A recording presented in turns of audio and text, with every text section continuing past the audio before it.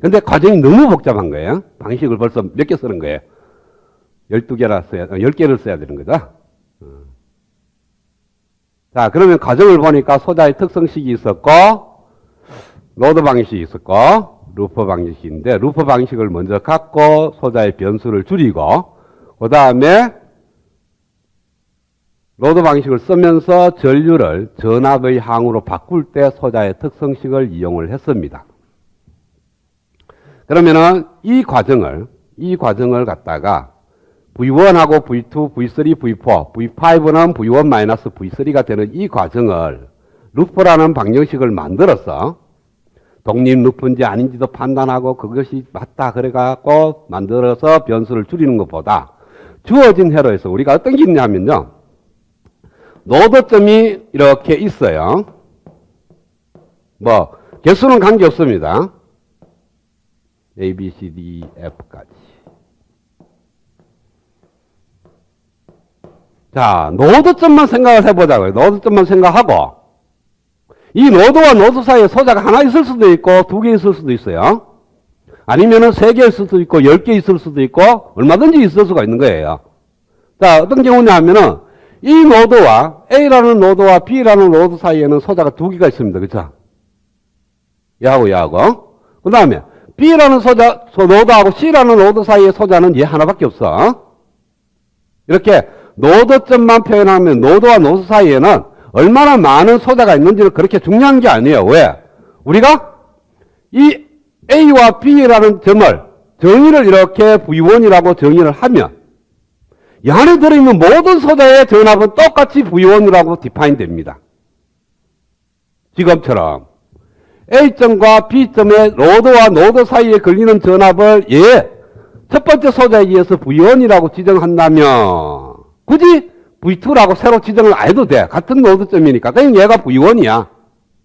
그러면은 제로에 있는 저 식이 되는 거죠. 얘.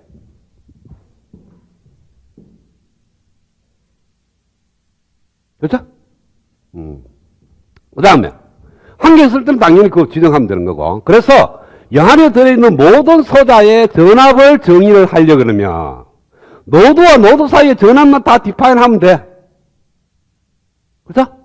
그래서 V1, V2, V3, V4, V5, V6, V7, VA 이렇게 하면은요 이 안에 들어있는 모든 소자의 전압이 다 디파인 돼버려.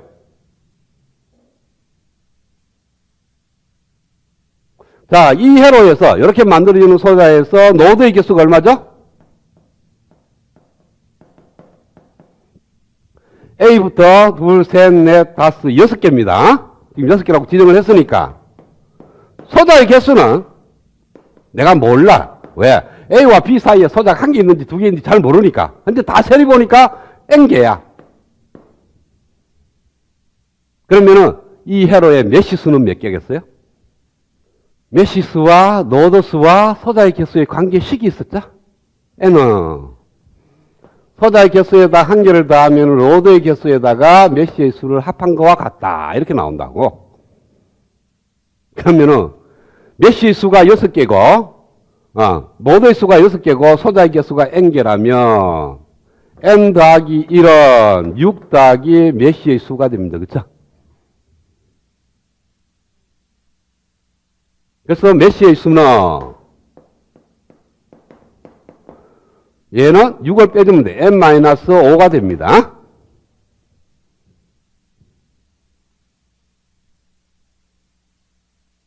자, 노드의 개수가 6개니까 그러면은 모든 메시의 수를 썼다면 자, 이 안에 들어있는 메시의 수가 n-5개니까 n-5개의 방정식을 써서 변수를 다 줄였어.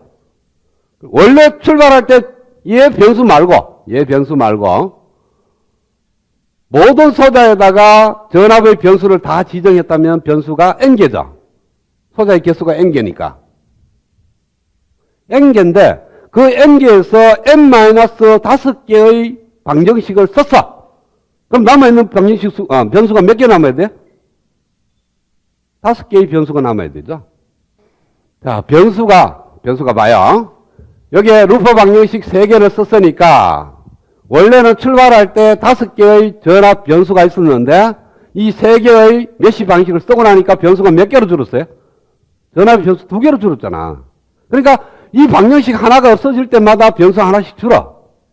자, 그러면은 소자의 개수가 n개니까 전압의 변수가 n개가 있는데 메쉬의 수가 n-5라고 했으니까 n-5개의 방정식을 썼어. 그럼 남아있는 변수의 수는 5개예요. n에서 n-5를 빼주는 거니까. 그럼 변수가 5개 남아. 그래서 이 점들을 5개의 변수로 표현이 가능합니다. 표현을 하면 돼. 그러면은 얘를 쓴 것이 됩니다.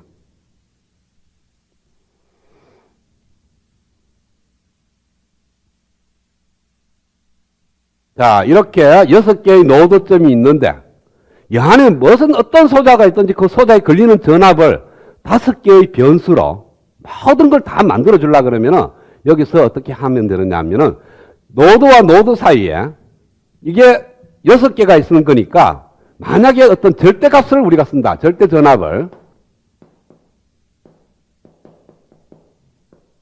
절대 전압을 쓰려고 그러면은 지금 우리가 저기에 디파인 한 것은 상대값으로 디파인을 했습니다. 그죠? 저걸 갖다가 절대값으로 디파인 하겠다는 거예요. 절대값으로 디파인 하려고 하면 반드시 기준점이 하나 필요해. 어디에서? 그 회로에서. 그래서 이 6개의 노드점 중에 한 개를 기준점으로 정합니다. 그래서 내가 F의 점을 기준점으로 정해. 0V라고. 그러면은 나머지 5개의 점을 갖다가 내가 절대값으로 미지수로 지정을 해. VA, VB, VC, VD, VE 이렇게. 그러면 요 사이에 걸리는 전압은 봐요. 기준점에 비해서 얘가 VA만큼 높아. 그 다음에 기준점에 비해서 얘가 VC만큼 높아. 그래서 루프를 이렇게 만듭니다.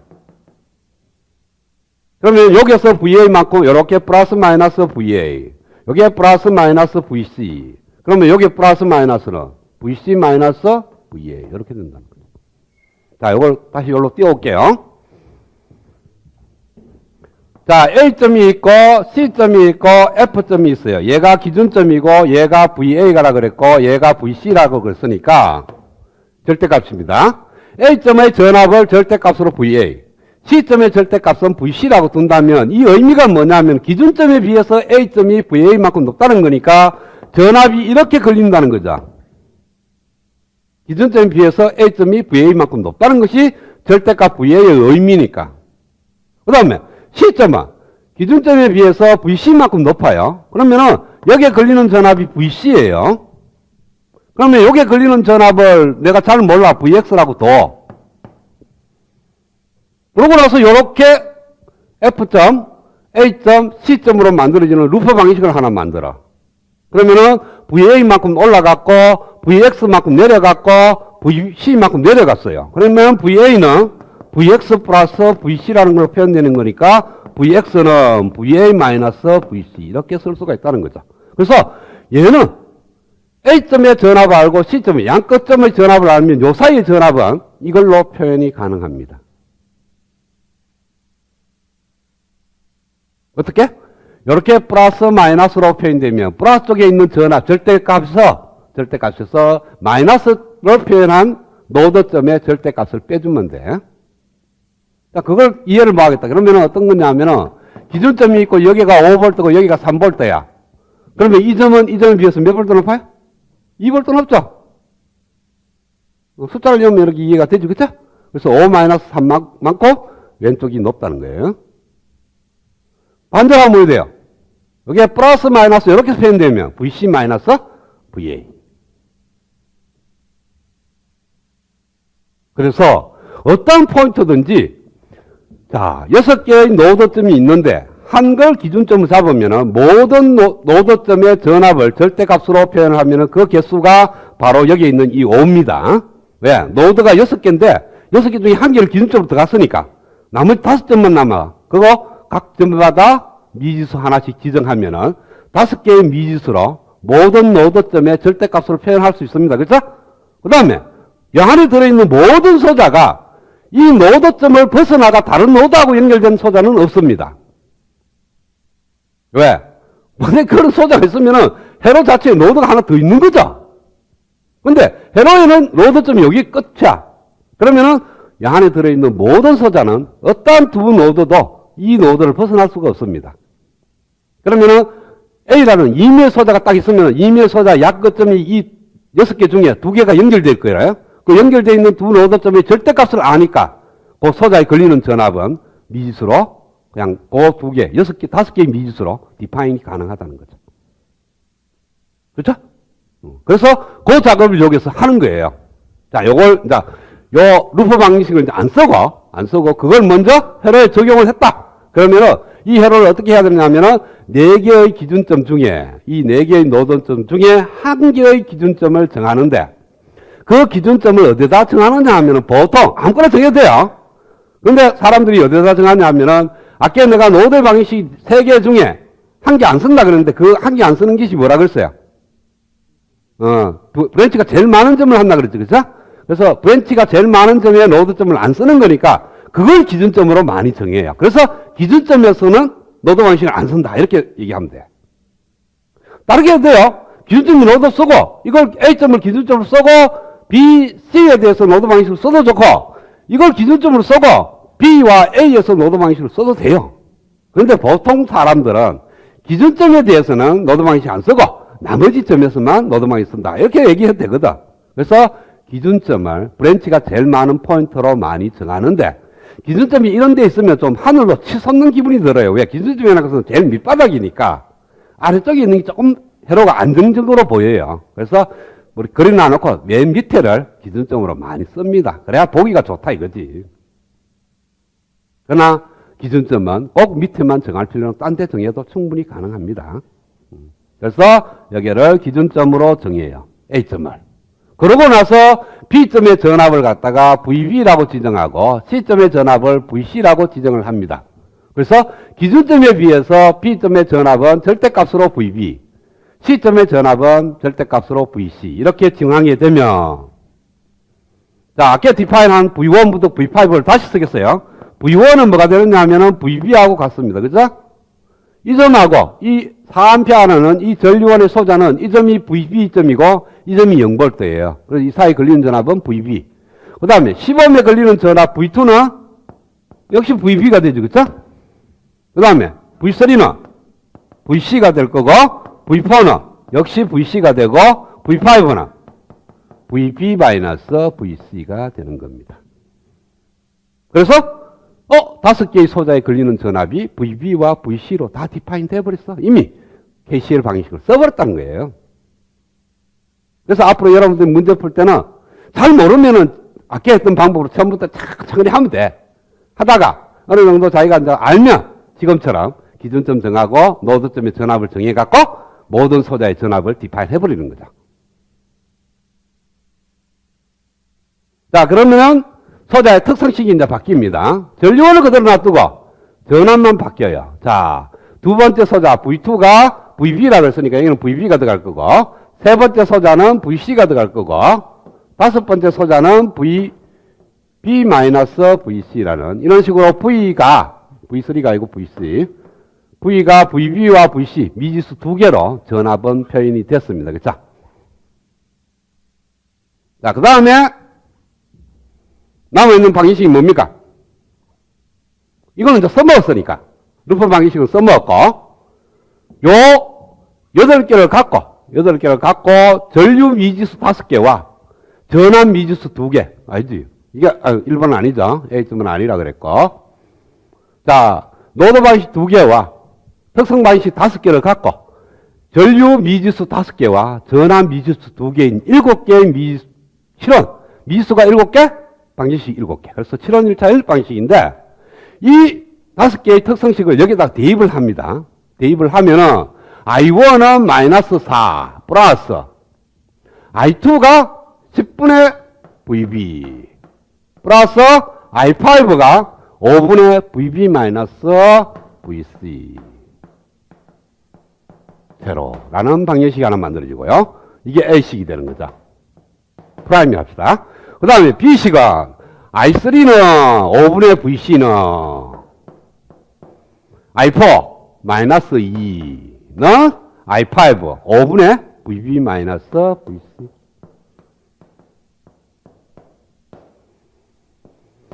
이렇게 두 개의 방정식이 만들어집니다. 그래서 최종적인 방정식, 이 방식이나 아까 만들어진 두 개의 방식이나 똑같아요. 아까는 V1, V3로 표현되어 있고 지금 VB, VC로 표현되어 있는데 이것도 마찬가지예요. 5개의 특성식을 갖고 두 개의 노드 방정식에다가 대입을 하지 말고 노드 방정식을 쓸 때 얘를 쓸 때 얘를 써먹자는 거예요. 자, 봐요. 그러면은 A점은 기준점으로 정했으니까 기준점에 대해서 노드 방식을 안 쓴다 그랬으니까 얘는 쓰지 말고 B점에서 노드 방식 쓰려고 그러면 지금은 I1 더하기 I2 더하기 I5는 제로인데 I1은 얼마냐? 소자의 특성이 덜 받아. I1이라고 쓰지 말고 이렇게 흐르는 전류는 하지 말고 그냥 뭐 흘러 들어오는 전류로 해도 돼. 4A가 흘러 들어와서. 그렇죠? 그 다음에 이렇게 흘러나가는 전류는 저항이 10ohm이고 여기에 걸리는 전압이 VB입니다. 어때? 여기가 기준점이고 여기 전압이 VB니까 이 소자에 걸리는 전압이 VB야. 위가 높고 아래가 낮습니다. 그러면은 10ohm에 흐르는 전류는 10분의 VB가 돼. 밑으로 흘러. 그 다음에 이렇게 흐르는 전류는 저항값이 5ohm이고 플러스 마이너스 전압이 VB 마이너스 VC야. 그래서 5분의 VB-VC가 이렇게 흘러.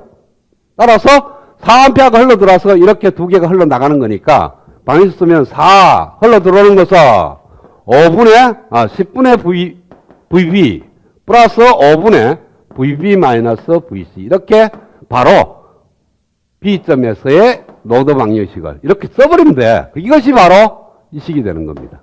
4가 어느 쪽으로 넘어가면 돼.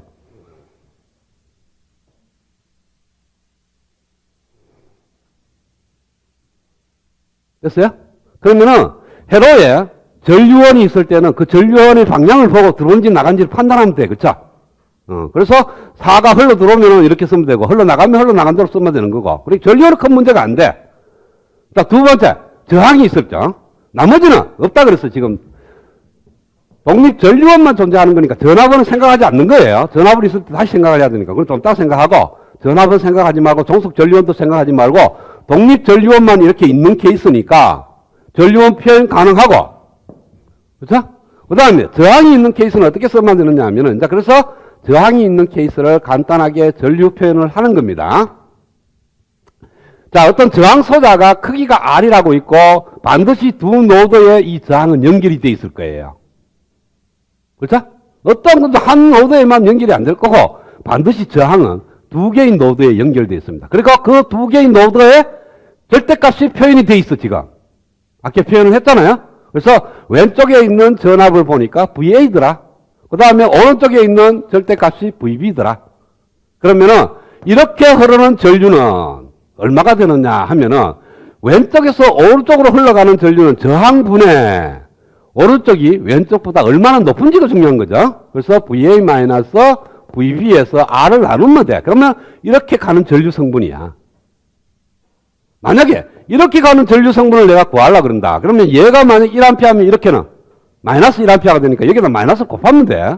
그래서 R분의 마이너스 곱하는 건데 이게 두 개를 바꾸는 거죠. 자, 위의 식이나 아래 식을 가만히 보면요. 밑에 저항, 분모는 저항값이 들어갑니다. 분자는 흘러 들어오는 쪽에서 전압에서 흘러나가는 쪽에 전압을 빼주면 돼, 둘 다. 이렇게 흘러가면 얘가 흘러 들어오는 쪽이고 얘가 흘러나가는 쪽이니까 VA-VB. 이렇게 하는 전류는 얘가 흘러 들어오는 거고 얘가 흘러나가는 거죠. 그래서 VB-VA. 그렇게 저항이 있는 소자는 전류를 결정할 수가 있는 겁니다. 그래서 C점에서의 이제 만약에 KCL 로드 방식을 쓴다면 한번 봅시다.